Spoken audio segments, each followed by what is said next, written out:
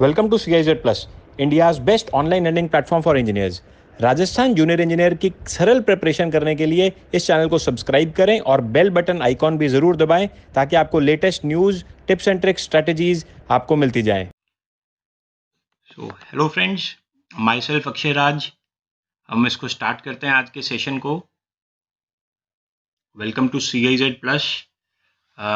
So in this particular series we are discussing previous year questions of RSM SSB JEE. So RSM SSB का आप सब लोग देख रहे हैं। This is the next lecture, this is lecture number 7 of this series, जिसमें मैं RSM SSB के जूनियर इंजीनियर पेपर को डिस्कस कर रहा हूँ, जिसका कोड है पेपर 19। सो पेपर 19 कोड है, इसको मैं डिस्कस कर रहा हूँ। हमने अभी तक जो फर्स्ट 40 क्वेश्चंस हैं वो होते हैं जीके के, जो नेक्स्ट 80 क्वेश्चंस हैं they are technical. So we are discussing in this series, we are discussing the technical part. हम जीके के क्वेश्चंस भी बहुत जल्द डिस्कस करेंगे। 80 क्वेश्चंस टेक्निकल के हम डिस्कस कर रहे हैं। एवरेज हम हर लेक्चर में अराउंड 20 क्वेश्चंस देखते हैं। सो इस पर्टिकुलर पेपर में हम 2 सेशंस ऑलरेडी लगा चुके हैं। In this session from 81 onwards हम क्वेश्चंस को डिस्कस करना स्टार्ट करेंगे। And as already announced, this session is very very important for those students जो CIZ प्लस का RSM SSB JEE का एक कोर्स खरीदना चाहते हैं। सो आई शैल बिगिन विद दिस वीडियो, जिसमें हम स्टार्ट करते हैं क्वेश्चन नंबर 81। सो अब 81st क्वेश्चन को देखें। ये है जियो टेक्निकल इंजीनियरिंग का question. A dry soil has mass specific gravity of 1.4। If the specific gravity of solids is 2.8 then the void ratio will B.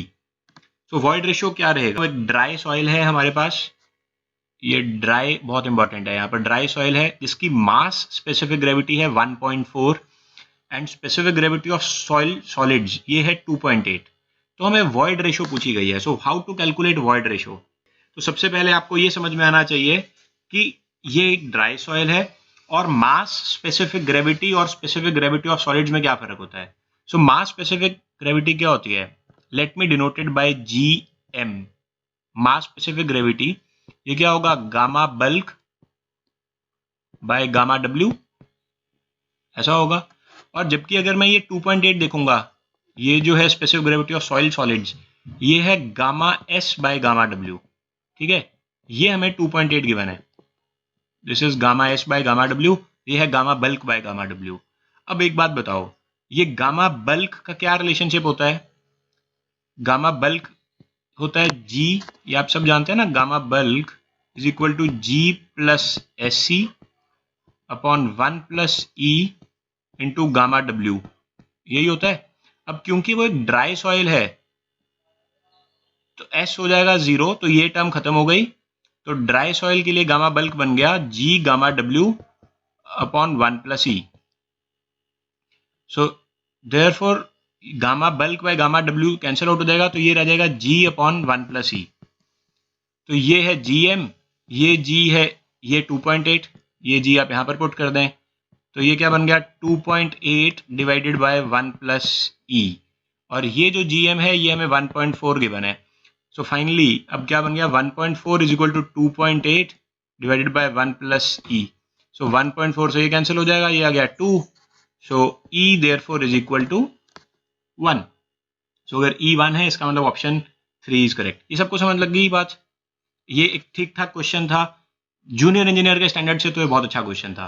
तो आपको ये इस तरह के क्वेश्चंस की प्रैक्टिस जरूर रखनी है, क्योंकि हम ये देखते आ रहे हैं कि जो जूनियर इंजीनियर का पेपर डिप्लोमा वाला होता है उसमें क्वेश्चंस, उसमें न्यूमेरिकल्स नहीं आते हैं, बट डिग्री में फिर भी न्यूमेरिकल्स आ जाते हैं। और तो बहुत बेसिक लेवल के हैं, कंसेप्ट अगर क्लियर होगा तो बहुत जल्दी से कर लेंगे। नेक्स्ट देखते हैं क्वेश्चन नंबर 82। तो मैं ये इरेज कर देता हूं।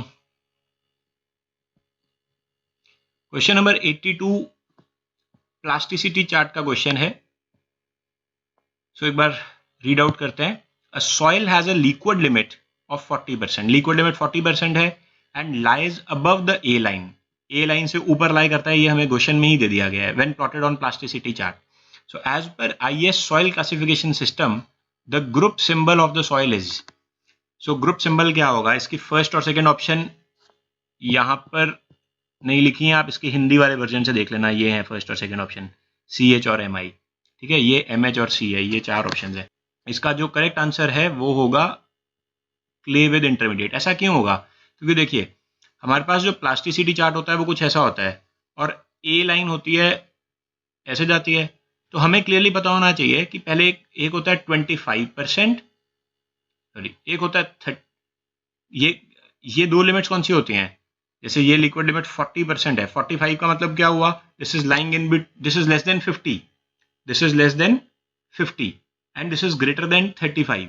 सो अगर 35 और 50 के बीच में लाई कर रहा है, इसका मतलब ये इंटरमीडिएट है, 35% और 50% के बीच में इसकी लिक्विड लिमिट लाई करती है ना, तो इसका मतलब ये इंटरमीडिएट है I, and if it is lying above A line, अगर ए लाइन से ऊपर लाई करता है तो क्या होगा, ये क्ले होगा, नीचे क्या होता है, silt, so it is lying above, so this will be CI, so option 4 is correct, ठीक है।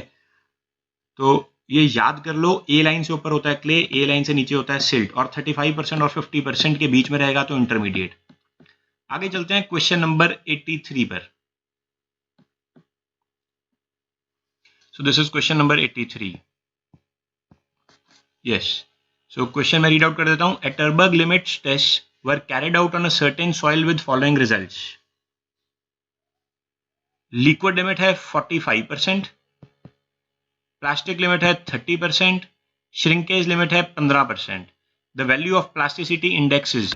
So Atterberg limits से हम plasticity index निकाल सकते हैं. Plasticity index क्या होता है, सिंपल है, liquid limit minus plastic limit.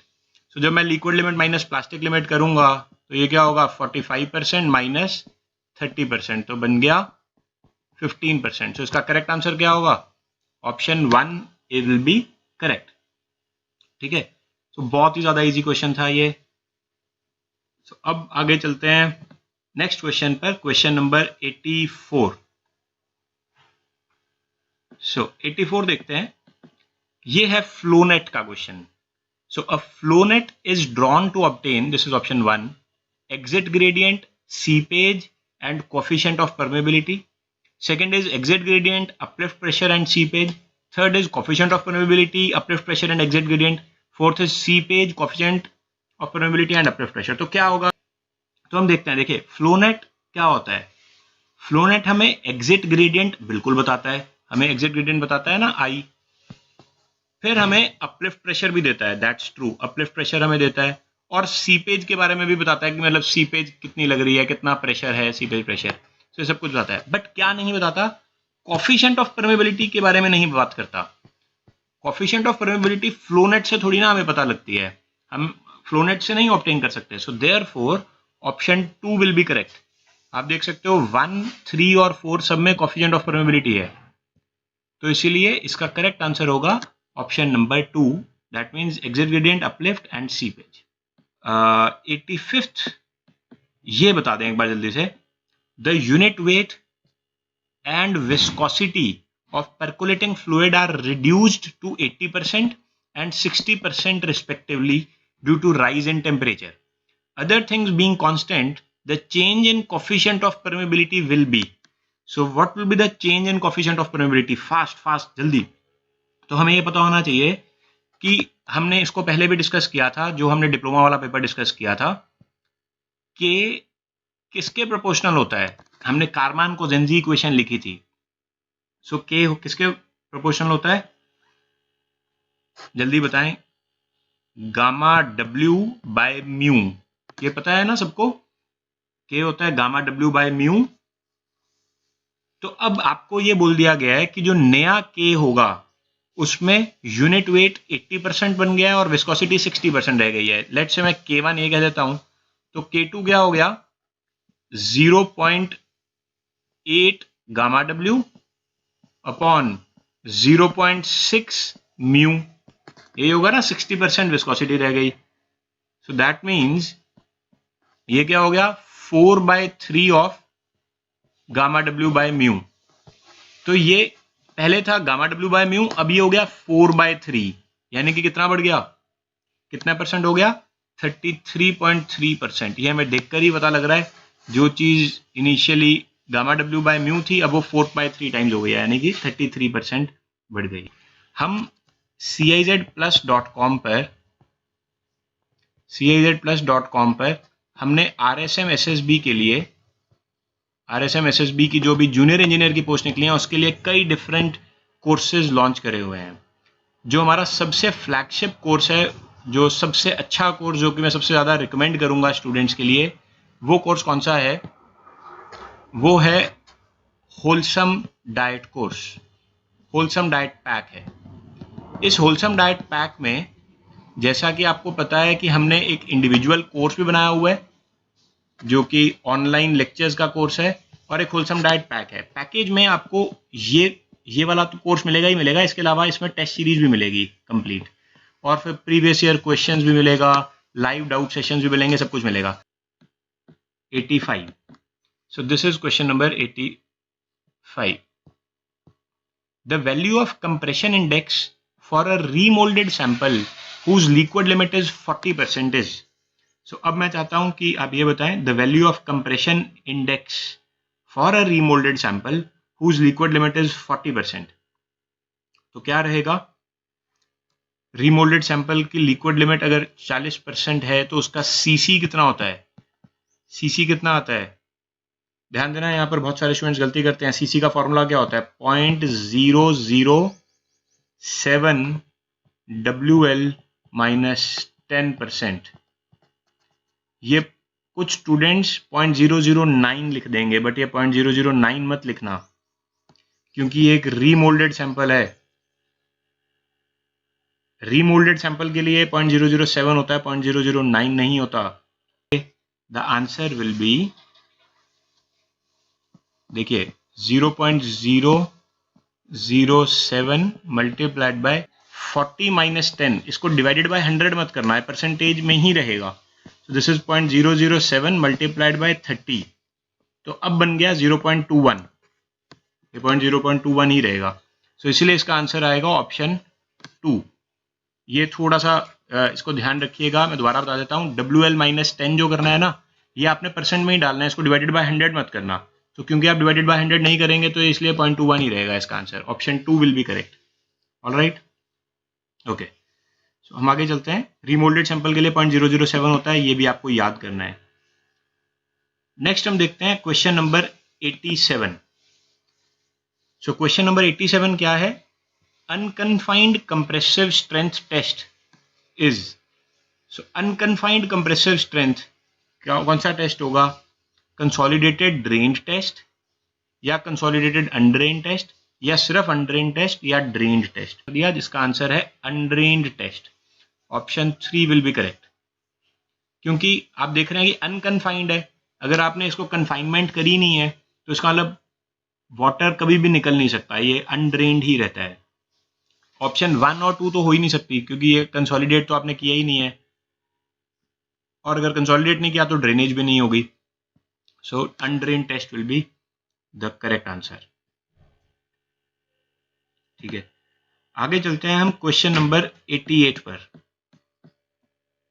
सो क्वेश्चन नंबर 88 क्या है, वेस्टरगार्ड फॉर्मूला। अब ये वेस्टरगार्ड फॉर्मूला और बेसिनक्यू फॉर्मूला किसके लिए यूज आते हैं, वेस्टरगार्ड फॉर्मूला और बेसिनक्यू फॉर्मूला होते हैं किसके लिए हैं, स्ट्रेस कंप्यूटेशन के लिए।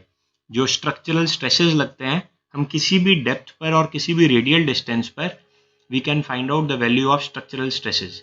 सो वो हम Westergaard formula for vertical stress gives greater value of stress than that by Basinkhu's formula when R by Z exceeds, ये R by Z है, यहाँ पर देखिए हिंदी में R by Z लिखा हुआ है। So when R by Z exceeds, so R by Z के R है रेडियल डिस्टेंस, Z है डेप्थ, तो ये कब होता है, इसका करेक्ट आंसर रहेगा ऑप्शन नंबर 1, दैट मीन्स 1.5। हमें ये पता होना चाहिए कि जो वेस्टरगार्ड फॉर्मूला है वो 1.5, जब वैल्यू 1.5 से जब ज़्यादा होगा तब ये इसकी वैल्यू ज़्यादा रहेगी वेस्टरगार्ड की। ठीक है, अगर हम r बाई जेड की वैल्यू लेस देन 1.5 होती है तो बोसिनक्यू ज़्यादा रहता है, बोसिनक्यू की वैल्यूज ज़्यादा रहती हैं। अगर r by Z greater than 1.5 होता है तो वेस्टरगार्ड की वैल्यूज ज़्यादा रहती हैं। और जब r by Z equal to 1.5 होता है तो बोसिनक्यू और वेस्टरगार्ड दोनों की वैल्यूज सेम रहती हैं, वो इंटरसेक्ट करते हैं वो ग्राफ्स। ठीक है, चलिए आगे चलते हैं क्वेश्चन नंबर 89 पर। सो क्वेश्चन नंबर 89 क्या है? Newmark's influence chart can be used for. So ये भी स्ट्रेसेस निकालने के लिए ही है। किसी भी डेप्थ पर हमें जो स्ट्रेस बल्ब बनता है तो किसी भी डेप्थ पर हम इसका स्ट्रेसेस निकाल सकते हैं। तो न्यूमार्क इन्फ्लुएंस चार्ट कौन से स्ट्रेसेस बता देता है आपको, कौन सी शेप के लिए बताता है, लोडिंग कौन सी बताता है। तो strip loading, circular loaded area, square loaded area या loaded area of any shape. या इसका करेक्ट आंसर है loaded area of any shape, that means option 4 है। So Newmark's influence chart loaded area of any shape के लिए use किया जा सकता है। मतलब लोडेड एरिया, लोडिंग किसी भी तरह की हो, जरूरी नहीं कि वो स्ट्रिप लोडिंग हो या स्क्वायर लोडिंग हो या सर्कुलर लोडिंग हो। सो of any shape this is valid. Rajasthan junior engineer की सरल प्रिपरेशन करने के लिए इस चैनल को सब्सक्राइब करें और बेल बटन आइकॉन भी ज़रूर दबाएं ताकि आपको latest news, tips and tricks, strategies आपको मिलती जाएं।